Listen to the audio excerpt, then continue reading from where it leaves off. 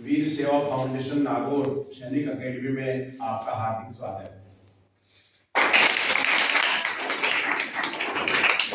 आज हमारे बीच में श्री दिनेश जी, हमारे भाई साहब, हमारे स्टाफ साथी श्रीमती विनीता कंवर, इनके जन्मदिन पर वीर बालकों से मिलने के लिए यहाँ पहुंचे हैं।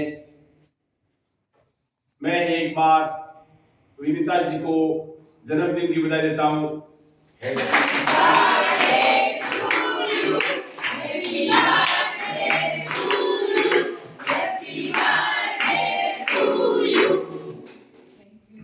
जन्मदिन पर मैडम जी ने और दिनेश जी ने सभी वीर बालकों के लिए मिठाई लाए हैं और एक बहुत ही शानदार उपहार गीजर वीर बालकों के लिए इस सर्दी को मद्देनजर रखते हुए लेकर आए हैं।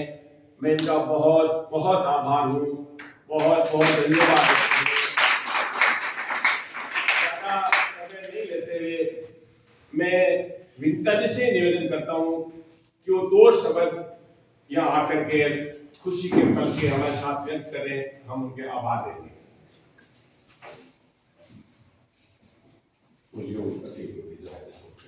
सबसे पहले तो मैं आप सबको धन्यवाद करती हूँ कि वास्तव में आज मेरे जन्मदिन को एक यादगार जन्मदिन बना दिया आप लोगों ने। सच में इतना मतलब मेरा 34वां जन्मदिन है, 33 साल की मैं हो गई हूँ। मेरा सबसे शानदार जन्मदिन मुझे ऐसा लगता है कि यही है। और जन्मदिन तो एक बहाना है मुझे मिलने, आपसे आना ही था। काफी टाइम से मैं सोच रही हूँ कि आऊँ आपसे मिलूं, लेकिन टाइम नहीं मिल पाता। फर्स्ट दिन जब मैं आई थी तब तो 2-4 बच्चे मिले थे, उनके पेरेंट्स मिले थे।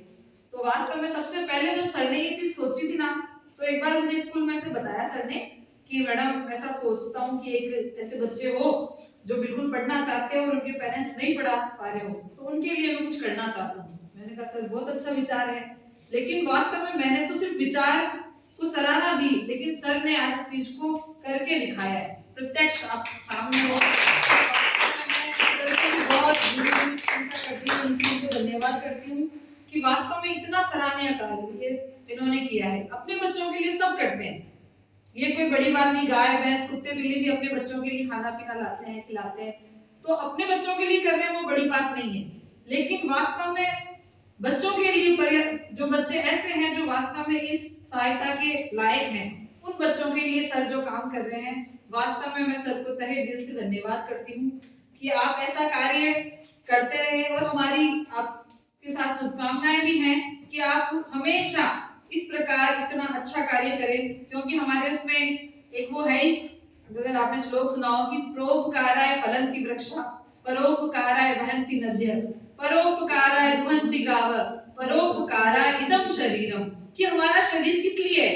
वास्तव में तो हमारा शरीर परोपकार के लिए होता है, लेकिन हम तो नहीं कर पाते परोपकार, लेकिन वास्तव में सर ने परोपकार करके दिखाया है और अपने जीवन को सार्थक बनाया है। हम तो क्या बहती गंगा में हाथ धोने की कोशिश कर रहे हैं कि भाई ये इतना सब कुछ कर रहे हैं, हम तो कुछ नहीं कर पा रहे।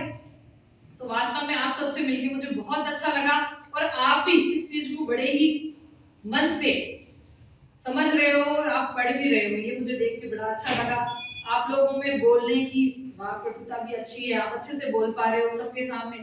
फर्स्ट दिन जब मैंने 1-2 बच्चों का इंटरव्यू लिया था ना, तब आप घबरा रहे थे, डर रहे थे, लेकिन वास्तव में मैं 2-3 महीने हो गए सर, 3 महीने बाद मैं जब आपसे मिल रही हूँ तो वास्तव में आपका एक बिल्कुल ही बदला हुआ स्वरूप मुझे दिख रहा है। फर्स्ट दिन जब मैं यहाँ आई थी, आप लोगों का इंटरव्यू लिया था, तो आप कुछ घबरा रहे थे, कुछ डर के बोल रहे थे।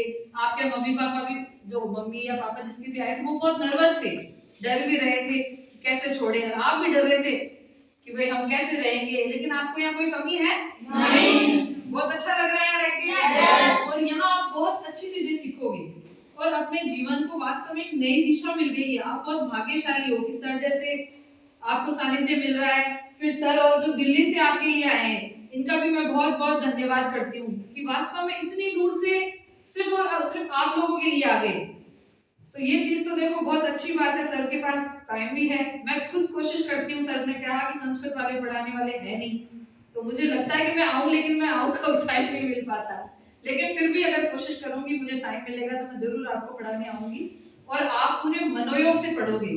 जिन्होंने सब अपने अपने सपने बताए ना, तो बेटा बेटा इन पूरे सपनों को पूरा करने के लिए पूरा मन से लग जाओ, क्योंकि अब्दुल कलाम की एक लाइन सुनी है आपने कि सपने ऐसे मत देखो जो सोती आंखों से देख रहे हो, सपने तो वो होने चाहिए जो जागती आंखों से हम देखें और वास्तव में उन सपनों को हम पूरा करें और हमारे मम्मी पापा और हमारे परिवार वाले हम पे गर्व करें कि अरे ऐसी संस्था में ये गए बच्चे और आज देखो क्या बन गए।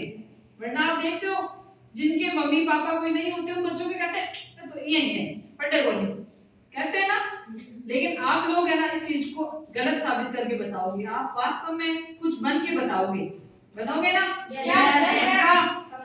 बस मेरी शुभकामनाएं आपके साथ है और मैं फिर से सर को बहुत बहुत धन्यवाद करती हूँ कि मेरे जन्मदिन को इतना अच्छा बनाया। Thank you sir.